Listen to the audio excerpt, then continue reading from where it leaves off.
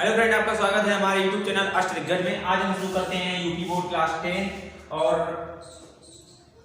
Syllabus के लिए जो आपको यूपी बोर्ड है वो मैं आपको पढ़ाऊंगा इसमें। और ये कंपटीशन लेवल में भी काफ़ी क्वेश्चन जो आते हैं बिहारी जी के बारे में हिंदी पेपर में, वो भी मैं आपको डिस्कस करूंगा। तो मित्रों, बिहारी जी कविवर बिहारी जी का जन्म बसुआ गोविंदपुर में हुआ था, जो आजकल ग्वालियर के आसपास का इलाका है। मित्रों, बिहारी जी पदम सिंह शर्मा जी ने कहा है, यानी आपको यहाँ पर अपना हेडिंग यहाँ पर डालना है जीवन परिचय। जीवन परिचय में हेडिंग आपको डालना है, एक है पदम सिंह शर्मा, एक जो लेखक हैं उनका नाम है पदम सिंह शर्मा।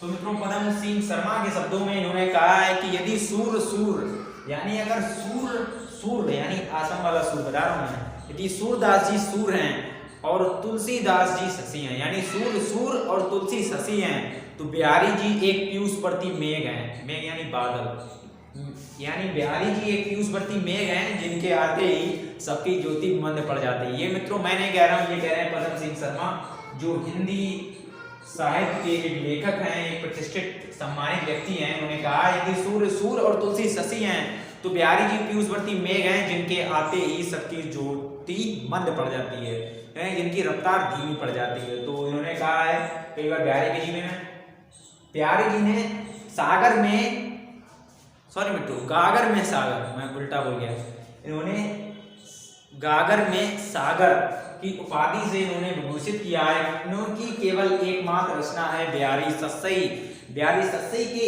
एक दोहे में, एक पद में बिल्कुल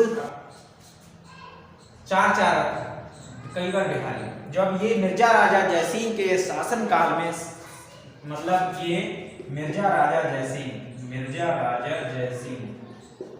आप इनका नाम याद कर लेना कि जो कई बार बिहारी थे वो मिर्जा राजा जयसिंह के शासन काल में अंडर में कार्य करते थे। वहां पर इनके शासन काल में इनके दरबार में काव्य कृतियां करते थे और गाना थोड़ा वहाँ दोहा सुनाते थे।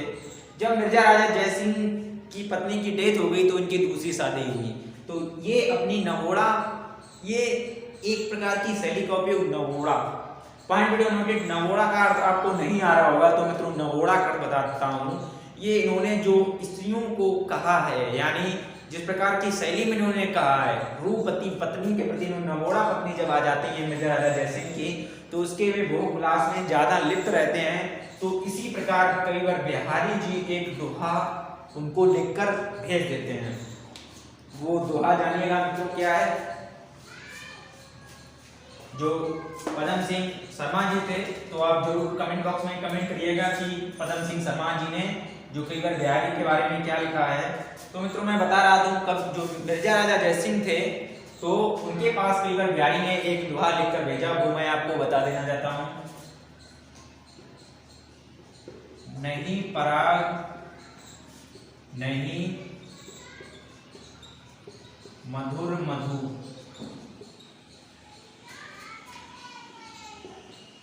नहीं विकास की काल,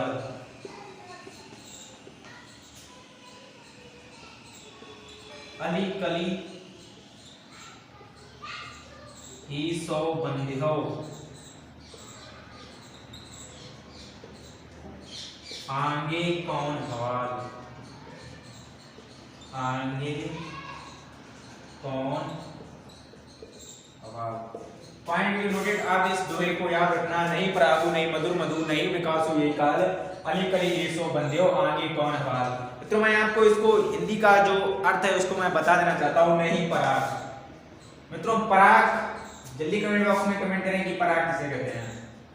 जब आपने कोई भी पुष्प लिया होगा उसके अंदर आप उसको रगड़ते हैं तब उसमें हल्का सा पानी ऐसा आता है, उसे बोलते हैं मित्रों पराग, यानी इत्र टाइप का होता है। नहीं पराग नहीं मधुर मधु, जिस प्रकार पराग और पराग में जो भौरे, एक का अर्थ है नहीं, हा की मात्रा रखी है, और एक का अर्थ है इसमें, और ये नहीं में बहुत बड़ा अंतर है, आप समझिएगा। नहीं का अर्थ भौरे में प्रयोग किया गया है और नहीं का अर्थ नॉट यानी नहीं है उसमें प्रयोग किया गया है। नहीं पराग नहीं मधुर मधु, नहीं विकास यही काल, अली कली ये सो बंदियो, आगे कौन हवाल। जिस प्रकार भौरा पराग को चूसता है और मधुमक्खी मधुर यानी शहद में रहती है, उसी प्रकार विकास के काल में यही जो काल चलता आ रहा है, अलीकल ही सो बंदियों आगे कौन हवाला, इसी प्रकार इसमें लिप्त रहेंगे तो आगे आपका विकास कैसे होगा। ये कविवर बिहारी ने दोहा लिखकर भेजा मिर्जा राजा जयसिंह के पास। जैसे ही जयसिंह ने ये दोहा पढ़ा तो वो समझ गए कि मेरी गलती कहाँ है और वो भोगलास से दूर हो गए और पुनः शासन काल में यानी दरबार में आने लगे। ऐसे मित्रों थे कविवर बिहारी। जो पदम सिंह शर्मा जी ने कहा यदि सूर सूर और तुलसी ससी हैं तो बिहारी जी पीयूष प्रति मेघ हैं जिनके आते ही सबकी ज्योति मंद पड़ जाती है। तो इन्होंने सही ही कहा है कविवर बिहारी जी ने, क्योंकि कविवर बिहारी को एक स्वर्ण मुद्रा, पॉइंट भी टू नोटेड, एक स्वर्ण मुद्रा मिलती थी प्रत्येक दोहे पर। अब मित्रों मैं आपको बता रहा हूं एक और दुआ जिसे आप जानकर बहुत ही आपको अच्छा लगेगा। वो मित्रों जो इनका दोहा है वो भी बहुत ही बढ़िया है। आप कमेंट बॉक्स में जरूर कमेंट करें जो आपको अच्छा लग रहा हो। तो मित्रों मैं आपको बता देना चाहता हूं बिहारी सत्सई। आपको मित्रों पता होगा बिहारी सत्सई। बिहारी सत्सई बिहारी जी की एकमात्र कृति है जिसको गागर में सागर की उपाधि दी जाती है। तो इसके संदर्भ में एक दोहा और है वो मैं बता देना चाहता हूं। सतसैया के दोहरे